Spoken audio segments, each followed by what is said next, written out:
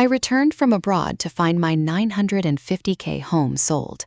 My daughter-in-law smirked. I cashed out. I was making coffee when the first crack appeared. It was a Tuesday morning in October. The light came through my kitchen windows the way it always did, soft and golden across the linoleum floor I had scrubbed 1,000 times. I was 71 years old, and my hands still remembered the shape of every cup in the cabinet. I poured the hot water over the grounds and watched the steam rise, and I felt nothing wrong. That was the scariest part, later when I looked back. I felt nothing wrong.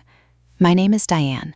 I lived in the same 3-bedroom house on Maple Street for 38 years. I raised 2 boys there, Mark and Christopher. I buried my mother from that house. I watched my husband Robert come home from work every night for 35 years, until he retired and started puttering around the garden like a lost ghost. The house was mine. It was supposed to be mine until I died. That was the deal I made with myself and with God and with the bank that held the first mortgage I paid off in 2004. I had just returned from a trip to England. My sister Helen lives outside Manchester, and she had been sick with pneumonia over the summer. I went to help her recover. 6 weeks of making soup and changing sheets and sitting with her in the hospital while the rain tapped against the glass. Helen was 3 years older than me, and she had always been the strong one. So watching her thin and weak in that bed broke something in me that I did not know was breakable. But she got better. By the end of September, she was walking to the corner shop on her own again. I hugged her goodbye at the train station, and she cried, and I cried, and I promised to come back in the spring. The flight home was long. I do not sleep on planes. I sat in the middle seat next to a young man who watched action movies on his laptop with the volume too high. I stared at the little screen on the seat back in front of me, watching the little airplane icon crawl across the Atlantic. I thought about my garden. I thought about my roses. I thought about calling Mark and telling him I was home safe. Mark was my oldest, 43 years old, married to a woman named Vanessa. They had 2 kids, Ellie, who was 9, and Jackson, who was 6. I loved those children more than I loved my own heartbeat. Vanessa had always been hard to read. She smiled a lot, but the smile never reached her eyes. She said please and thank you, and she brought a casserole to every holiday dinner. But the casserole was always store-bought, and she always made sure to mention how busy she was. I told myself I was being too sensitive. Older women get paranoid. We see threats where there are none. My own mother used to say that a suspicious mind is a lonely bed. So I swallowed my instincts, and I smiled back, and I called her daughter. And I babysat Ellie and Jackson 3 times a week, every week, for 6 years, while Vanessa worked her real estate job. 6 years of changing diapers and wiping noses and reading Goodnight Moon until my voice went hoarse. 6 years of packing lunches and driving to soccer practice and cleaning up spilled juice from my back seat. I never complained. I loved every second of it. Those children were my oxygen. When Robert died 2 years ago from the cancer that ate him from the inside out, those grandchildren kept me alive. I would hold Ellie on my lap, and she would pat my face with her little hand and say, "Grandma, I love you," and I would forget that my husband of 40 years was gone forever. So yes, I was close to Mark and Vanessa. Or I thought I was. We had dinner together every Sunday. They came to my house or I went to theirs. We celebrated birthdays and anniversaries, and the day Ellie lost her first tooth, and the day Jackson learned to ride his bike without training wheels. I was there for all of it. I was the grandmother who showed up. That was my identity. That was my purpose. I did not know I was also an ATM. I did not know I was a free daycare service with a pulse. I did not know that every Sunday dinner was a performance, and I was the audience and the punchline and the victim, all at once. The trip to England was the first time I had been away for more than 2 weeks. I left the house in good hands. Mark had a key. Vanessa had a key. They promised to check on the place every few days, water the plants, bring in the mail, make sure the furnace did not act up. I told them thank you. I told them I loved them. I hugged them both at the airport, and I remember Vanessa looking at me with an expression I could not place. It was not sadness. It was not happiness. It was something like hunger, like she was watching a meal being prepared, and she already knew how it would taste.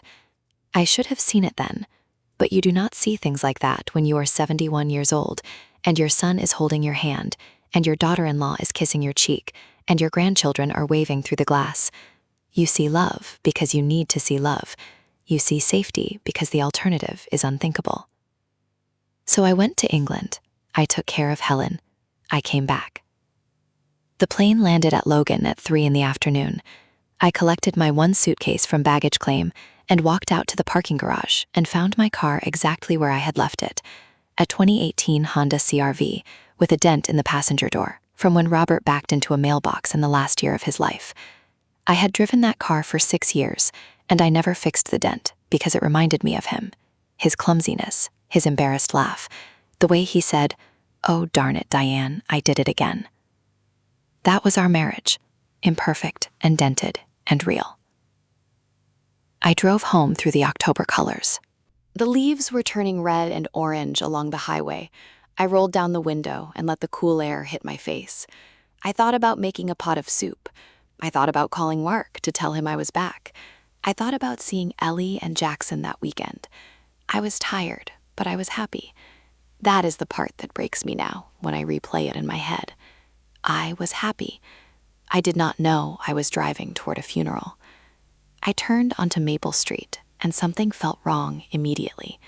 The street looked the same mailboxes, the same sidewalks, the same oak trees Mrs. Patterson planted in 1987. But my house was different.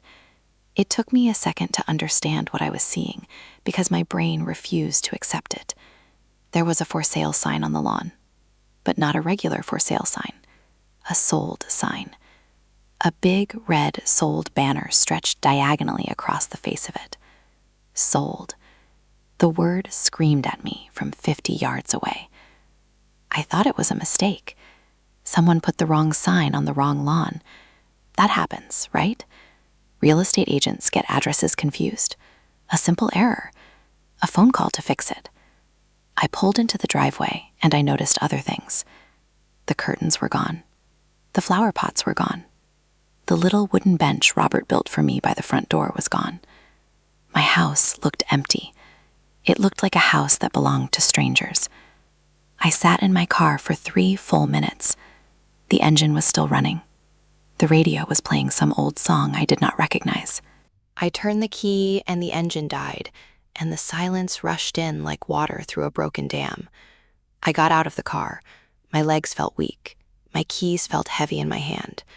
I walked up the front steps and put the key in the lock, and it did not turn. The lock was new, a shiny brass deadbolt that I had never seen before. My key did not fit. I tried anyway. I jiggled it. I pushed harder. Nothing. That is when I heard the door open behind me, a man's voice. "Can I help you, ma'am?" I turned around. A young man in jeans and a plaid shirt stood in the doorway of the house next door. The Miller house. The Millers moved to Florida 2 years ago, and new people bought it, a young couple I had never met. He looked at me like I was a confused old woman who had wandered onto the wrong property. I said, "This is my house. I live here. I just got back from England." He frowned. He said the people who bought this place moved in last week, a family with 2 little kids. The wife said they bought it from a real estate agent named Vanessa. He shrugged. I think her name was Vanessa. The world tilted. Not like a movie where things spin and go dark. Just a slow, quiet tilt, like the floor was softening under my feet.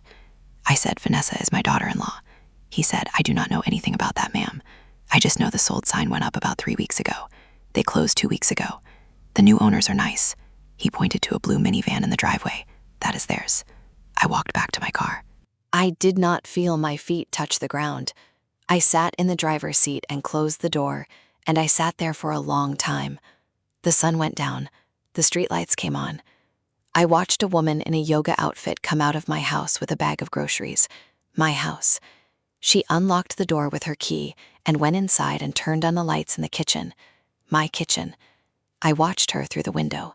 She opened the refrigerator and put away milk and eggs and orange juice. She did not know I was watching. She did not know she had bought a stolen house. I called Mark. No answer. I called Vanessa. No answer. I called Mark again, straight to voicemail. I left a message. My voice sounded strange, high and thin like a child's voice. I said, "Mark, honey, I am home and I am at the house, and there is a sold sign on the lawn and I cannot get in. Please call me, please." Then I called my sister Helen in England. She answered on the second ring. I told her what I saw. There was a long silence. Then Helen said something I will never forget. She said, "Diane, I thought you knew. Mark called me 3 weeks ago. He said you decided to sell the house and move into a retirement community. He said you changed your mind about England and you are staying with me permanently. He said you asked him to handle the sale." I said, "That is a lie." Helen said, "I know, baby, I know it is a lie. But that is what he told me. He said you were tired of maintaining the property. He said you wanted to downsize." He said you gave him power of attorney before you left. He sounded very convincing. Power of attorney. The words hit me like a shovel to the chest. I signed something before I left for England. Mark came to my house with a stack of papers. He said it was just in case something happened to me while I was abroad, in case I got sick, like Helen. He said it was a standard document that would let him pay my bills and manage my accounts if I could not do it myself. He said it was temporary. He said it was just a precaution. He held my hand and looked me in the eye and said, "Mom, I would never do anything to hurt you." I signed it without reading it. I trusted my son. That was my crime. That was my sin.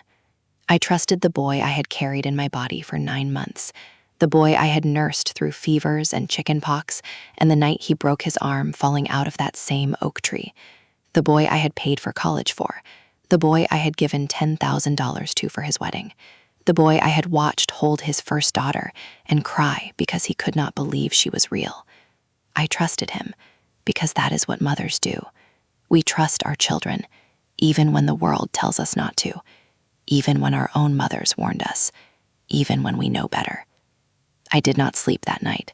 I drove to a motel 6 miles away, a sad place with ground carpets and a flickering sign that said vacancy. I paid for 3 nights with a credit card that still worked. I sat on the edge of the bed and I called everyone I could think of. My lawyer from 20 years ago who handled Robert's will. He was retired, but he gave me the name of someone else, a woman named Karen who specialized in elder fraud. I called her at 8 the next morning, and he answered on the first ring. I told her everything. My voice cracked. I cried. I could not stop crying. She listened without interrupting. When I finished, she said 2 words, "Come in."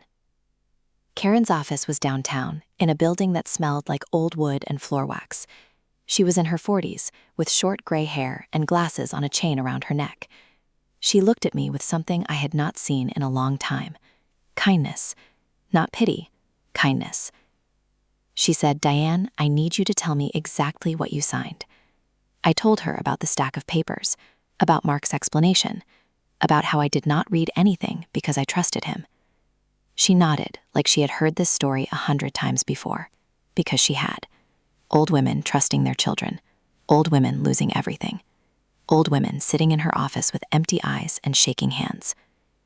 She pulled up public records on her computer. She typed for a few minutes. Then she turned the screen toward me. "Your house was sold on September 15th. The buyer paid $950,000.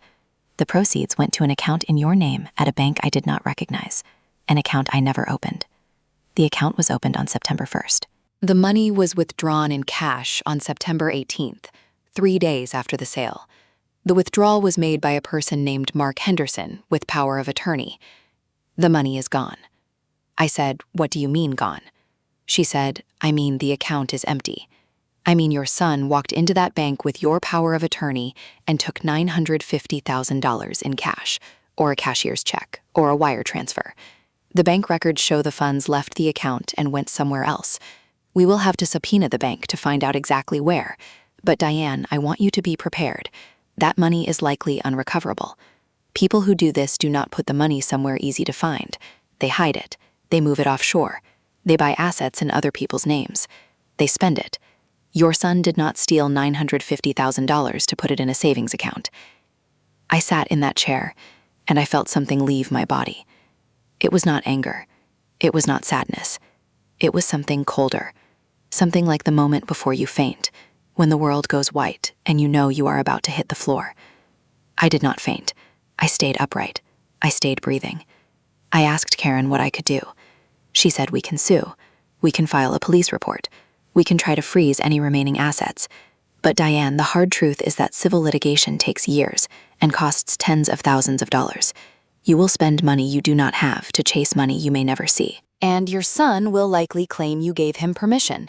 He will say you were of sound mind and you freely signed the power of attorney and you asked him to handle the sale. He will say the money was a gift. People lie, Diane, especially people who steal from their mothers. I asked about Vanessa. Karen pulled up more records. Vanessa was the real estate agent on the sale. She represented the buyer and she represented the seller. That is a conflict of interest. It is also illegal in this state. She should have disclosed that she was related to you. She did not. She listed the property with her brokerage, and she collected a commission of almost $57,000. That commission was paid out of the sale proceeds.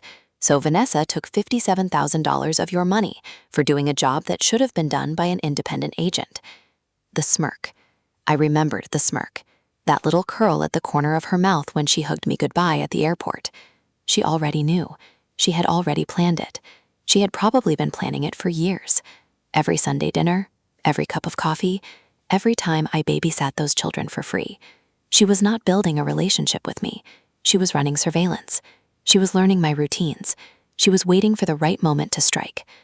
I drove back to the motel after the meeting with Karen. I sat on the brown carpet with my back against the bed, and I called Mark one more time. He answered. His voice was casual, like nothing had happened. "Hey, Mom, how is England?" I said, "Mark, where is my house?" There was a pause, a long one. Then he said, "Mom, we need to talk about that." I said, "Talk now." He said, "You signed the power of attorney. You asked me to handle things. You told me you wanted to sell the house and use the money to move into a senior living community near us, remember? We talked about it before you left. You said you were tired of maintaining that big old place. You said you wanted to be closer to the kids." I said, "I never said any of that. You are lying to me. You stole my house. You and Vanessa stole my house and you sold it and you took the money." He said, "Mom, you are confused. You have been under a lot of stress with Aunt Helen being sick. Maybe you forgot. Maybe you are not remembering things the way they happened. I have the documents. Everything is legal. Everything is above board." I said, "I am not confused. I am not senile. I am not forgetting anything. You are a thief. You are a liar. You are my son and you stole from me." He said nothing for a few seconds. Then he said something that I will carry to my grave. He said, "Mom, you are 71 years old. What do you need $950,000 for anyway? You have Social Security. You have Dad's pension. You do not need a whole house. We thought we were helping you. We thought we were simplifying your life." I said, "Helping me? You thought you were helping me by taking everything I worked for?" "Everything your father and I built together. That house was paid for. It was mine. You had no right." He said the power of attorney gave me the right. And then he hung up. I sat there with the phone in my hand. I looked at the screen. The call had ended. He did not say goodbye. He did not say, "I love you." He just disappeared, the way he had disappeared from my life the moment the money hit the account. That was 7 months ago. I am writing this now in a small one-bedroom apartment on the other side of town. I rent it month to month. The landlord is a man named Carlos who felt sorry for me when I showed up with no references and no credit history, and a story so unbelievable he almost laughed. But he believed me, or he pretended to believe me. Either way, he gave me the keys. The apartment has yellow walls and a refrigerator that sounds like a dying animal, and a window that looks out at a parking lot. It is not my house. It is not my home. It is a place where I wait for the phone to ring. The legal case is ongoing. Karen filed a lawsuit against Mark and Vanessa. She filed a police report for elder financial abuse. The district attorney is investigating. But these things take time I do not have. I am 72 years old now. My health is fine, but I can feel the clock ticking. Every day I wake up and I check my bank account, and I see the same number. Not enough. Never enough. Mark and Vanessa cut me off completely. They changed their phone numbers. They moved to a new address. I do not know where my grandchildren are. I do not know if Ellie remembers my face. I do not know if Jackson still has the stuffed dog I gave him for his 3rd birthday. They are strangers now. The children I raised are strangers. Their parents have turned them against me, or maybe they have told them I am sick or crazy or dead. I do not know. The silence is the worst part, the not knowing. I go to the grocery store sometimes, and I see mothers with their adult daughters. They are laughing together, pushing carts, choosing vegetables, normal things, simple things. I watch them, and my chest aches with a pain that has no name. I had that. I had Sunday dinners and phone calls and babysitting and love. Or I thought I did. Maybe it was never real. Maybe I was always just a resource. A house with a yard, a free nanny, a wallet with a pulse. Maybe the love I felt was just me loving myself through them, seeing my reflection in their eyes and calling it family. Robert has been gone for 2 years. I used to think that was the worst loss I would ever experience.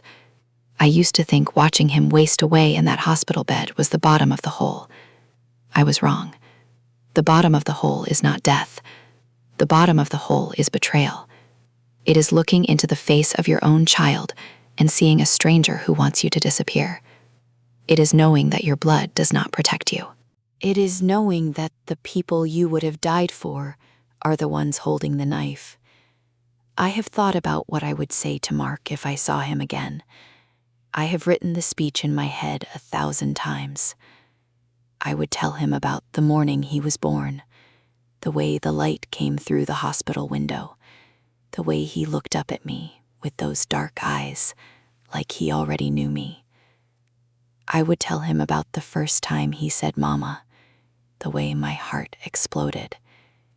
I would tell him about all the nights I sat up with him when he was sick, all the money I saved for his college, all the sacrifices I made so he could have a better life than I had. I would tell him that I loved him more than I loved my own life. And then I would ask him one question: why? But I will never see him again. That is the truth I have accepted. Mark is gone. Vanessa is gone. The grandchildren are gone. The house has gone. The life I built is gone. I am a woman in a small apartment with a dying refrigerator and a view of a parking lot. I am a grandmother who does not have grandchildren anymore. I am a mother who does not have a son. Sometimes I drive past the house on Maple Street. The new owners put up a swing set in the backyard. They painted the front door blue. They planted flowers where my roses used to be. It looks happy. It looks like a home. I sit in my car across the street, and I watch, and I remember, and I cry. Then I wipe my face, and I drive back to my apartment, and I make dinner alone, and I watch television alone, and I go to sleep alone. The silence is loud at night. The refrigerator hums. The traffic whispers on the highway. I lie in bed and I think about the last time I saw Ellie. It was before I left for England. She hugged me around the waist and said, "Grandma, I will miss you." I kissed her forehead and said, "I will miss you too, sweet girl. I will bring you a present from England." She said, "What kind of present?" I said, "A surprise, a good one." I did bring her a present, a little stuffed fox from a shop in Manchester. It is still in my suitcase. I cannot throw it away, and I cannot give it to her. So it sits there, a soft orange reminder of a love that no longer exists. Vanessa got $57,000 from the sale. Mark got the rest. I have no idea where the money went. Maybe they bought a bigger house. Maybe they put it in investments. Maybe they spent it on vacations and cars and things I will never see. I hope they are happy. I hope every night when they close their eyes, they do not see my face. I hope Ellie never asks where her grandmother went. I hope Jackson never wonders why I stopped coming to his birthday parties. I hope the lies they told themselves are enough to keep them warm.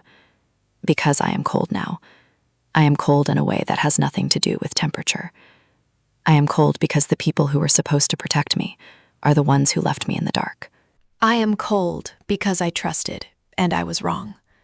I am cold because love is not enough. It was never enough. It was just a word they used to keep me quiet while they emptied my life. Karen says we might win the lawsuit.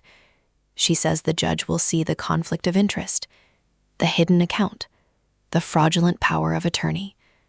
She says we have a strong case, but winning a lawsuit and getting money back are two different things. Mark and Vanessa could declare bankruptcy. They could hide assets offshore. They could simply refuse to pay and make me chase them for years. I am 72 years old. I do not have years. I have this apartment. I have my car. I have Social Security. I have Robert's pension. I have enough. Not enough to be comfortable, not enough to feel safe, but enough to survive. Enough to buy groceries and pay rent and keep the lights on. Enough to be alive, even when I do not want to be. Some days I do not want to be. Some days I wake up and I think about the house in the garden and Robert's bench by the front door, and I think about how none of it matters anymore. Some days I wonder why I am still here. What is the point of being a mother if your children are not your children? What is the point of being a grandmother if you never see your grandchildren? What is the point of a life spent giving if the giving was just theft in disguise? But then I remember something. I remember the look on Ellie's face when I taught her how to blow bubbles in the backyard. The way she laughed, the way she grabbed my hand, that was real. That laugh was real. That hand was real. No one can take that from me. Not Mark, not Vanessa, not the bank or the lawyer or the judge. That moment belongs to me. It belongs to her too, even if she does not remember it, even if she has been told to forget. So I stay. I stay because I am still here. I stay because the sun still rises over the parking lot. I stay because there might be other grandchildren someday, nieces and nephews, friends who need a grandmother. There are always children who need to be loved. That is what I have learned. Love is not a transaction. It is not a contract. It is not something you give in exchange for loyalty. Love is something you do because you cannot stop, because it is the only thing that makes sense. Mark does not love me, or maybe he does and he loves money more. Either way, it does not matter. I loved him. I love him still. That is my curse and my dignity. I am a mother. I will always be a mother. Even when the child I mothered becomes a stranger, even when he steals my house and my future and my peace, I am still his mother, and he is still the boy who looked up at me from the hospital blanket and made me believe in something bigger than myself. I miss him. I miss Vanessa sometimes too. Not the real Vanessa, the Vanessa I thought I knew. The one who brought coffee on Sunday mornings and said, "Diane, you look so tired, let me do the dishes." That Vanessa was a fiction, a character she played to keep me compliant. But I loved that character. I loved the idea of a daughter-in-law who saw me as family. I loved the idea of a son who would never hurt me. I was wrong, but being wrong does not mean I was stupid. It means I was human. It means I wanted to believe in the people I loved. And I still want to believe, even now, even after everything. I still want to believe that somewhere inside Mark there is a good person who made a terrible choice.